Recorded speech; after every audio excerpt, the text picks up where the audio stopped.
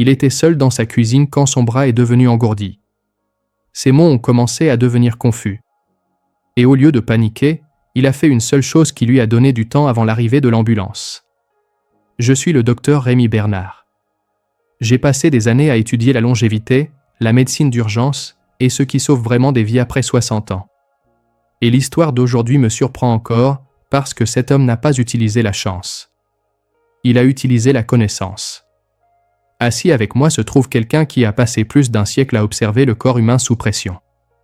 Un médecin qui a vécu la guerre, les révolutions médicales et les vérités silencieuses que la médecine moderne oublie parfois. Dr Henri Beaumont, médecin français, expert en longévité. Merci, Rémi. Ce qui est arrivé à cet homme n'était pas rare. Ce qu'il a fait ensuite l'était. C'est la partie sur laquelle je veux m'arrêter, parce que la plupart des seniors pensent que les accidents vasculaires cérébraux sont soudains, impossibles à arrêter, et simplement une question de destin. Mais la science raconte une histoire différente. Selon les données de l'Institut national de la santé et de la Société française de neurologie, beaucoup d'accidents vasculaires évoluent sur plusieurs minutes, pas sur quelques secondes. Cette fenêtre est petite, mais elle existe. Et ce que vous faites dans cette fenêtre peut changer les résultats. Oui, le corps murmure souvent avant de s'effondrer. Faiblesse, lourdeur du visage, confusion qui semble subtile au début. La plupart des gens attendent. Cette attente, c'est là que les dégâts s'accélèrent. Alors, dans cet épisode, nous ne parlons pas de prévention d'il y a des années. Nous parlons de ce qui se passe pendant un accident vasculaire, ce que le corps fait, ce que le cerveau perd, et ce qu'une action simple peut faire pour ralentir cette perte. Nous allons expliquer pourquoi cela fonctionne psychologiquement, comment cela affecte la circulation sanguine, l'apport d'oxygène et le comportement du caillot, et pourquoi les seniors en particulier répondent si fortement à cela. Mais nous ne révélons pas encore la méthode complète.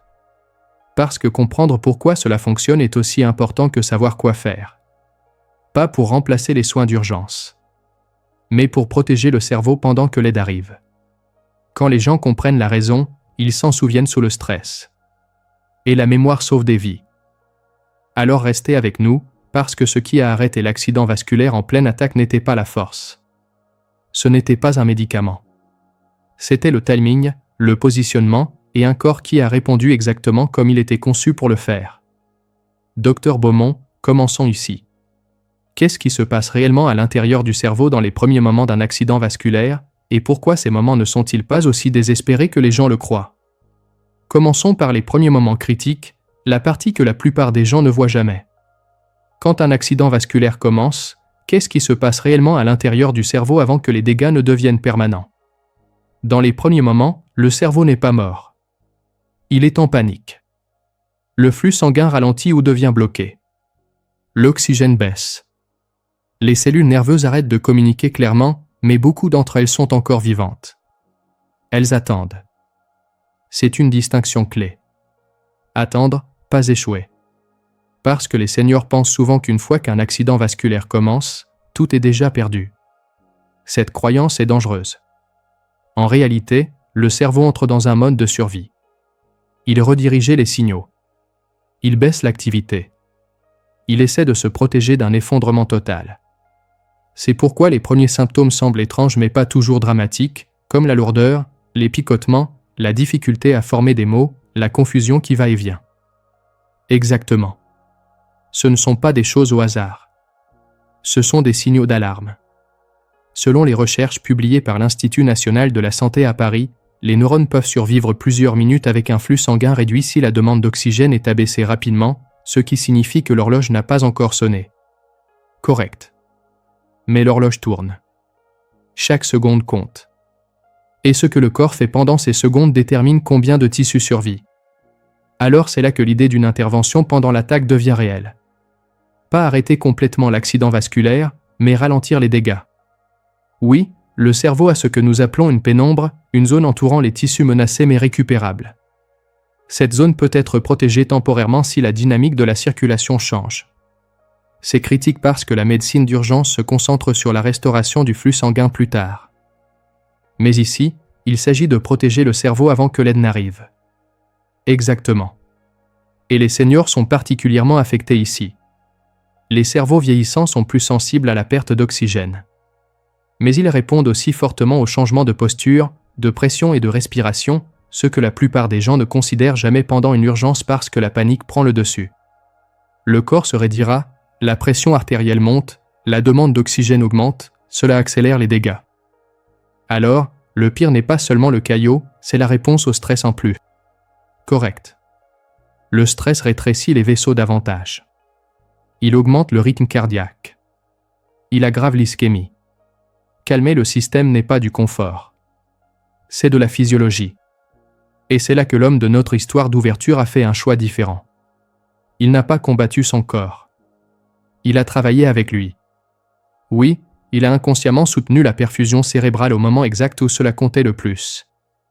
Nous allons expliquer comment. Mais avant cela, nous devons comprendre une chose de plus. Pourquoi les seniors manquent souvent ces signes précoces et pourquoi attendre semble raisonnable sur le moment. Parce que les symptômes ne semblent pas dramatiques. Ils semblent confus et la confusion retarde l'action. C'est là que nous allons ensuite. Pourquoi les accidents vasculaires trompent l'esprit et comment reconnaître le moment sans peur. L'une des parties les plus dangereuses d'un accident vasculaire n'est pas le caillot, c'est l'hésitation. Pourquoi tant de seniors sentent que quelque chose ne va pas mais choisissent quand même d'attendre? Parce que les accidents vasculaires s'annoncent rarement bruyamment au début. Ils murmurent. Le cerveau devient confus, pas alarmé. Les gens se sentent mal, pas en danger. Ce calme trompeur, c'est ce qui retarde l'action. Je l'ai vu chez mes propres patients. Ils s'assoient. Ils se disent que ça va passer. Ils ne veulent pas exagérer. Et le cerveau les aide à rationaliser. Quand l'oxygène baisse, le jugement s'affaiblit, la prise de décision ralentit, l'organe même qui a besoin d'aide devient moins capable de la demander. Alors, l'accident vasculaire interfère avec la capacité de reconnaître l'accident vasculaire. Exactement. C'est bien documenté. Des études dans la revue Stroke montrent que l'ischémie précoce réduit d'abord la fonction exécutive. Cela signifie que la planification, l'urgence et le jugement diminuent avant la force ou la conscience. Ce qui explique pourquoi les gens disent des choses comme « je ne pensais pas que c'était encore sérieux ». Oui, le cerveau se protège émotionnellement en minimisant le danger. Surtout chez les seniors qui ont déjà vécu l'inconfort auparavant. Ils ont l'habitude de surmonter les symptômes. Il y a aussi la peur. La peur des hôpitaux, la peur de se tromper, la peur de causer des problèmes. La peur augmente l'hésitation. Et l'hésitation augmente les dégâts. C'est pourquoi l'éducation compte avant l'urgence, pas pendant. Parce qu'une fois que la confusion s'installe, la logique est déjà compromise. Correct. C'est pourquoi la connaissance répétée sauve des vies. Quand l'esprit ne peut pas raisonner, il se rabat sur la mémoire et l'habitude. Cela nous ramène à l'homme dans la cuisine. Il n'a pas décidé quoi faire à ce moment-là. Il s'est souvenu. Oui, son corps a répondu plus vite que sa peur. Cette réponse a réduit le stress, ralenti la demande d'oxygène et soutenu le flux sanguin vers les tissus cérébraux vulnérables. Et cette réponse n'a pas nécessité de force, de médicaments ou d'équipement. Elle a nécessité un positionnement, une respiration et une compréhension de comment le corps se comporte sous pression, c'est exactement ce que nous allons détailler ensuite. Le principe derrière l'action, pas encore l'étape elle-même, mais pourquoi cela fonctionne au niveau biologique. Parce que quand les seniors comprennent la raison, ils ne paniquent pas, ils agissent. Et agir tôt, c'est ce qui sépare la récupération du regret. Quand nous reviendrons, nous expliquerons le seul changement physiologique qui peut donner du temps au cerveau pendant un accident vasculaire, et pourquoi cela fonctionne même avant que le traitement médical ne commence. Maintenant, nous atteignons le tournant, la partie que les gens n'attendent pas. Qu'est-ce qui donne réellement du temps au cerveau pendant un accident vasculaire avant que le traitement ne commence? Cela se résume à l'équilibre de l'oxygène et à la pression, pas à un médicament, pas à la force. Le cerveau survit quand la demande d'oxygène baisse plus vite que l'apport d'oxygène. Cela semble simple, mais la plupart des gens font le contraire dans une urgence. Oui. La panique augmente le rythme cardiaque. La respiration devient superficielle. La pression artérielle monte. Tout cela augmente la demande du cerveau au moment exact où l'apport est compromis. Alors, le cerveau doit travailler plus dur avec moins de carburant. Exactement. Ce déséquilibre, c'est ce qui tue les tissus. Pas instantanément, mais progressivement. Et c'est là que le corps nous donne encore un levier. Oui, le corps humain a des mécanismes intégrés pour protéger le cerveau pendant les états de faible oxygène. Nous voyons cela chez les plongeurs, chez les personnes qui s'évanouissent, dans certains réflexes qui dirigent le sang vers les organes vitaux. Ce qui signifie que le corps sait comment prioriser le cerveau.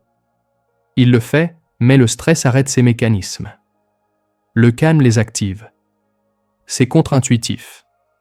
La plupart des gens pensent que l'action signifie le mouvement, l'effort, faire plus. Dans ce cas, faire moins, c'est plus. Réduire la tension, abaisser la résistance, permettre au sang de se déplacer là où il est le plus nécessaire. Alors, l'intervention n'est pas de combattre l'accident vasculaire. C'est de coopérer avec la physiologie, soutenir la perfusion cérébrale, protéger la pénombre, gagner des minutes. Et ces minutes comptent. Elles comptent énormément. Des études de l'Institut national de la santé montrent que chaque minute d'accident vasculaire ischémique non traité peut détruire près de 2 millions de neurones. Ralentir ce processus change les résultats, ce qui recadre l'objectif, pas arrêter l'accident vasculaire, mais ralentir la courbe des dégâts. Correct. Pensez-y comme mettre le cerveau en mode basse consommation pendant que l'aide est en route. Et c'est quelque chose que les seniors peuvent faire sans outils, sans formation, sans risque. Oui. Mais seulement s'ils comprennent le principe à l'avance. Parce que sous le stress, la mémoire guide le comportement. C'est pourquoi nous retenons l'étape exacte. Parce que sans comprendre cette base, les gens l'oublient ou l'utilisent mal. Exactement. La connaissance sans contexte disparaît sous la peur. La compréhension reste. Quand nous reviendrons, nous relierons ce principe au corps directement. Comment la posture et le positionnement influencent le flux sanguin vers le cerveau en temps réel, et pourquoi une position peut silencieusement protéger le cerveau tandis qu'une autre peut aggraver les choses. C'est là que tout devient pratique. C'est là que la théorie rencontre le corps. Comment quelque chose d'aussi simple que la posture ou le positionnement change ce qui se passe dans le cerveau pendant un accident vasculaire. Le sang ne se déplace pas de manière isolée. Il répond à la gravité, à la pression et à la résistance. Le cerveau est particulièrement sensible à ces forces pendant un accident vasculaire. Ce qui signifie que la façon dont le corps est positionné peut aider ou nuire au flux sanguin vers le cerveau. Exactement. Certaines positions augmentent la tension sur le cœur. D'autres réduisent le retour veineux. Certaines augmentent la pression intracrânienne sans que les gens s'en rendent compte. Et dans une urgence, la plupart des gens choisissent instinctivement la mauvaise. Oui, ils marchent. Ils s'assoient droit et tendu. Ils s'allongent à plat et paniquent. Chacune de ces actions peut aggraver le stress cérébral selon la situation. C'est surprenant à entendre parce que ces réactions semblent naturelles. Naturel ne signifie pas toujours protecteur. Quand la peur prend le dessus, les muscles se contractent. La respiration se raccourcit. La pression à l'intérieur du crâne peut augmenter, ce qui est la dernière chose dont le cerveau a besoin quand le flux sanguin est déjà compromis. Correct. L'objectif n'est pas le confort. L'objectif est la perfusion optimale. Obtenir suffisamment de sang au cerveau avec le moins de résistance. Alors la posture devient un outil, pas un détail. Oui, des études en neurologie d'urgence montrent que le positionnement de la tête et du corps peut influencer le flux sanguin cérébral en quelques secondes, surtout chez les adultes plus âgés, parce que les vaisseaux sanguins vieillissants sont moins élastiques. Exactement. De petits changements de pression ou d'angle ont un impact plus important. Ce qu'un corps plus jeune tolère facilement, un cerveau plus âgé peut ne pas le tolérer. Cela explique pourquoi les seniors peuvent aggraver un accident vasculaire sans le vouloir. Sans le savoir, ils forcent, ils se crispent, ils retiennent leur respiration. Tout cela vole de l'oxygène aux tissus cérébraux vulnérables. Et l'homme de notre histoire a évité ce piège. Il l'a fait. Son corps est entré dans un état protecteur au lieu d'un état défensif. Cette décision n'est pas arrivée par accident. Non, c'est arrivé parce qu'il avait entendu cette information avant. Il n'avait pas besoin de penser. Il s'est souvenu. Ce qui nous amène à la question la plus importante. Quand exactement cela doit-il être utilisé et quand ne doit-il pas l'être? Parce que le timing compte et la mauvaise utilisation compte. C'est là que nous allons ensuite. Pour qui c'est, pour qui ce n'est pas, et comment reconnaître le bon moment sans deviner, avant d'expliquer l'action complète. Nous devons tracer une ligne claire. Ce n'est pas pour chaque situation, et ce n'est pas censé remplacer les soins d'urgence. Correct. C'est un pont, pas un remède. C'est censé protéger le cerveau pendant que l'aide arrive, pas retarder l'appel à l'aide. Alors, soyons très clairs. Quand cela doit-il être utilisé? Au moment où les symptômes d'accident vasculaire apparaissent et que les services d'urgence sont contactés ou déjà en route, faiblesse d'un côté, difficulté à parler, affaissement du visage, confusion soudaine. Ce qui signifie que l'action et l'appel à l'aide se produisent ensemble. Toujours ensemble, jamais à la place. Le temps jusqu'au traitement à l'hôpital compte toujours. Cela protège simplement le cerveau pendant ce temps. Et quand cela ne doit-il pas être utilisé? Si la personne perd conscience, s'il y a un traumatisme grave ou si la respiration devient instable. Dans ces cas, les protocoles d'urgence standards prennent la priorité. Cette distinction est critique parce que les seniors hésitent parfois par peur de faire la mauvaise chose, c'est pourquoi la clarté sauve des vies. Cette méthode est douce, à faible risque, mais elle nécessite de la conscience. Une autre préoccupation que les gens soulèvent est la pression artérielle. Beaucoup de seniors s'inquiètent de l'aggraver. C'est compréhensible, mais la panique augmente la pression artérielle bien plus que cette méthode ne pourrait jamais le faire. L'objectif ici est la stabilisation, pas la stimulation. Et c'est là que l'état d'esprit compte. Oui, le calme n'est pas passif. Le calme est protecteur. Il abaisse la demande d'oxygène. Il stabilise la circulation. Il soutient la survie. L'homme de notre histoire n'a pas pensé « je vais arrêter un accident vasculaire ». Il a pensé « je vais donner une chance à mon cerveau ». Ce cadrage compte parce que quand les gens se sentent responsabilisés au lieu de se sentir impuissants, le corps réagit différemment. Ce qui nous amène à l'étape finale. Oui. Maintenant que la science est claire, que le timing est clair et que les limites sont claires, nous pouvons enfin expliquer l'action elle-même, étape par étape, simplement, en toute sécurité, et pourquoi les seniors devraient pratiquer à s'en souvenir avant d'en avoir besoin. Maintenant, nous mettons tout ensemble, la science, le timing, le positionnement. Qu'est-ce qu'il a fait exactement à ce moment-là? Il a abaissé son corps. Il ne s'est pas levé.